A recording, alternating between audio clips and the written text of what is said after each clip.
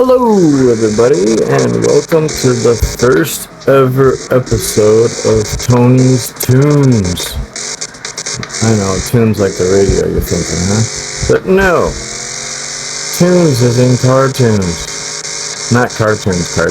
You know what I mean. So, we're going to be going over, today we're going to be going over the cmr19 in Carx Drift Racing 3. Now, I am going to be switching around from Carx Drift Racing 3 to Carx Street. So, if you guys have any specific car in mind that you need help either tuning or fine-tuning, or if you just have questions about the car in general, just go ahead and hit me up in the comments and give me your suggestions on how I could make these episodes better. I'm going to try to make these as short as possible, but also by giving you guys the answers that you guys need. So, no further ado, here we go. This is a 2019 Chevy Camaro. Now this one, I have the LS3, and I believe it's like a level 2.5 suspension on it. So you are limited, depending on what level of suspension you have, to like how much you can actually tune the car. But I will go ahead and go over this one, and then I also have a tune for the cmr19 with the stock body on it. So it's probably what you guys have, because I'm pretty sure not everybody has a wide body kit on their Camaro. In case you do, I'll give you the suspension tune for the wide body kit as well. The car is very heavy, very bulky, so that makes it pretty hard to tune the suspension to get it perfect to where you're not spinning out around turns every time. Like that, look at that angle. That angle is perfecto mundo. Now, how did I get it tuned like this? Well, it was just a lot of dicking around, really. Just going to the dyno stand and tuning a part at a time. It also is going to depend on like how you drive the car too. Not everybody has the same drifting style. So whether you're doing it for competition or just to have fun and stick around a little bit, hopefully I can answer your guys' questions. I'll get back to you as soon as I can in the comments. But no further ado, here we go. The cmr19 wide body.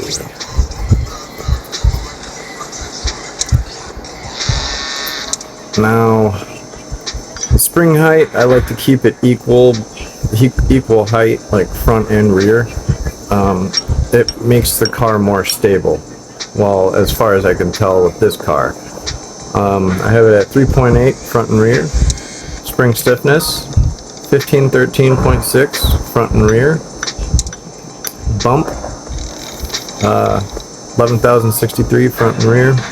Rebound 8,482 front and rear. Fast bump 7,376 front and rear.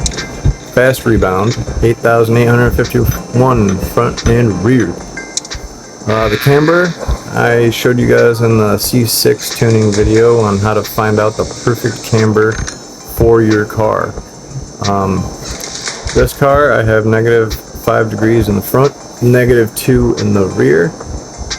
Caster angle 6.5. Steering angle, you always want this maxed out. It just gives you more flexibility for while you're drifting. Toe in, I have -0.2 in the rear, 0 in the front. Stabilizer 68.5 in the front, 74.3 in the rear. Cross axis wheel tilt 12 degrees, wheel axis offset 0, Wheel offset 7.9 in the front, 7.9 in the rear. The width of the tires, I have the front 255s, 295s in the rear. Profile 35%. This is basically for looks. As far as I can tell, it doesn't do anything. It doesn't give you more grip if you have more tire or more percentage profile on the car tire. So I mean, it's literally for looks. However you want your car to look. Rim diameter, I do have 19s on the front and rear. Pressure, I have 17.4 in the front and rear. Lip offset, I have 2 inches in the front. That's just the lip size on your rim. Pancake, deep dish. If you want to go over engine, transmission, differential tuning, just shoot me up in the comments and I'll go over that as clearly as I can explain it, you know. Brake balance, I do have it more towards the rear, so while you're mid-drift, you're not spinning out every time you press the brakes because the front brakes are working harder than the rear brakes. I have it set to the back so the back brakes are working more than the front brakes when you're pressing the brake. This helps you with the control of your angle and also the speed of the car during the drift. So I have the effort at 1,475 pounds in the front, or just, that's the all-around effort, my bad. And then the handbrake torque I have at 5,900. I have that so high because I actually use that as my brake to stop or to initiate the drift. A lot of this is just dicking around and going in, tuning something, and then going to test drive and driving it and seeing how it feels. Let's see. Yeah, see, you press the brake mid-drift, control the speed, control the angle of the car, but then it slows me down for the next drift. Woo! That was a lot of angle right there, huh?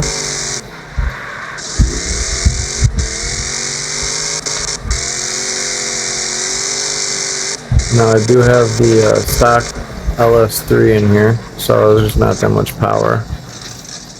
But I do have, I did an engine swap on the other one with the stock body. Stock body. I have the RV38 and it's at a stage 2, so I have 907 horsepower. I wanted more power, as you know, it's a heavier car. Suspension I have at a level 4. Go ahead and if you have any questions about any of these cars, or you know, just go ahead and let me know in the comments. I'll show you my tunes for all of them if you want. I'm going to try to make a video a day on each one. So, I mean, if I didn't get to it, I will get to it eventually. I'm going to try to do a video a night. Maybe the BM2 will be next. But the Covert CC6, I like that car. The car is very fun to drive. Back to the video. Let's go back. If you're having trouble, spinning out, if your car's spinning out a lot of the times I start with the toe, actually. The more toe in the rear, the more positive toe in the rear, and the more negative toe in the front is going to make the car want to correct itself and go straight. So as you can see, it's negative 0.5 in the front and then positive 0.6 in the rear. I will just go ahead and show you. Oh yeah, a lot more power, right? But look at this. It wants to go straight. No matter how hard you turn, the car always wants to go straight. And that's because of the angle of the toe that I have set up.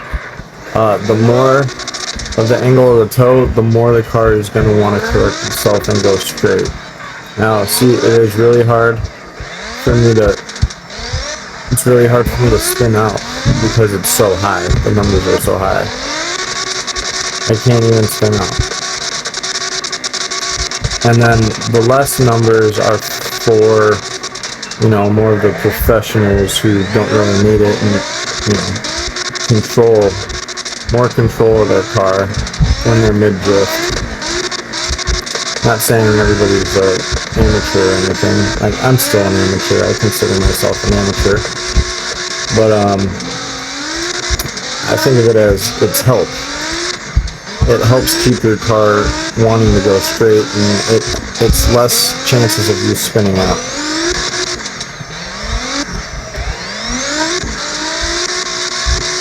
So if you're having trouble spinning out, which you might have with this car because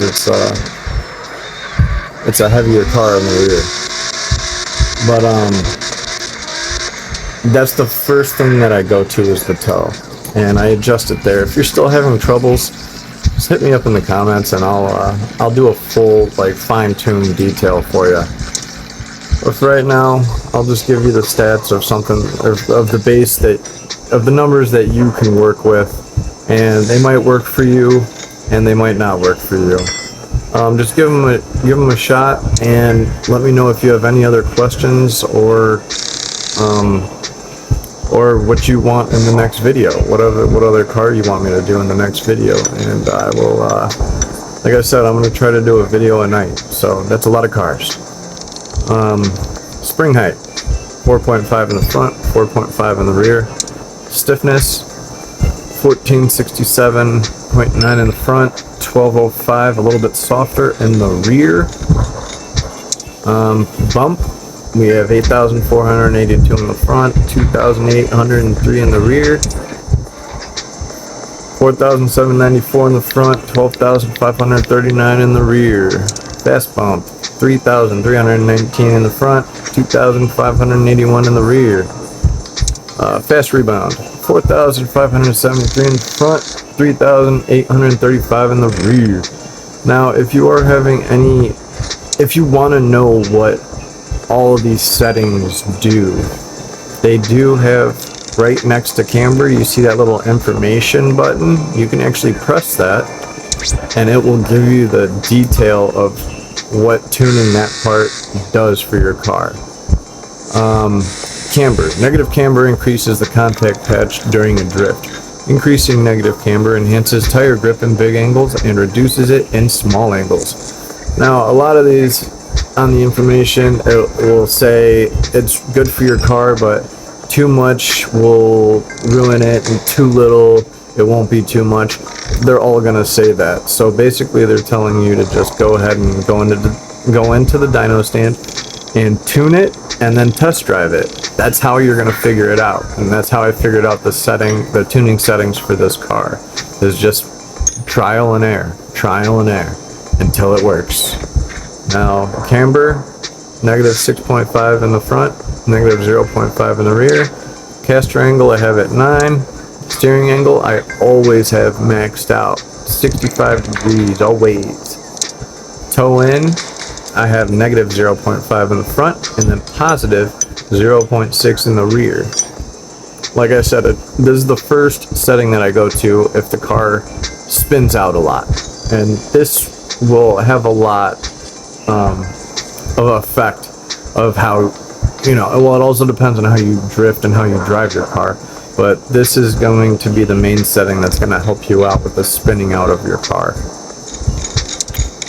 Stabilizer. 57.1 in front, 11.4 in the rear. Cross-axis angle, or cross-axis wheel tilt, 10 degrees. Wheel axis offset, 0. Wheel offset, this is basically just so your wheels and tires are you could make it the same width as the body of the car. Like the wide body Camaro that I had, both these are maxed out. As you can see, this is just the stance of your rims and tires. In, out, in, out, in, out. Let's see, what did I have that at? I'm pretty sure I had it flush with the body. Oh, there it is. Okay. And then, yeah, tire width. 265 in the front, 275 in the rear. Profile, 35% in the front and rear. This is basically, I'm pretty sure, just for looks, because I don't see any increase or decrease in the grip, like when you're tuning it. Like, the more tires should be more grip, you would think, but no, I've tried it all different ways and it's all the same. So I personally think it's just for looks. Rim diameter is 19 inches front and rear. And then tire pressure I have at 21.76 in the front and 14.5 in the rear. I did need more grip in the rear, so that's why there's less pressure. The less the pressure, the more the grip. The more the grip, the less. The more the pressure, the less the grip. Okay. And then, yeah, if you guys have any other questions or comments, go ahead and shoot me up. Just shoot me up in the comments and I'll try to answer back as quickly as I can. I will do a video on engine, differentials, gear ratios, and things like that in the near future. Peace!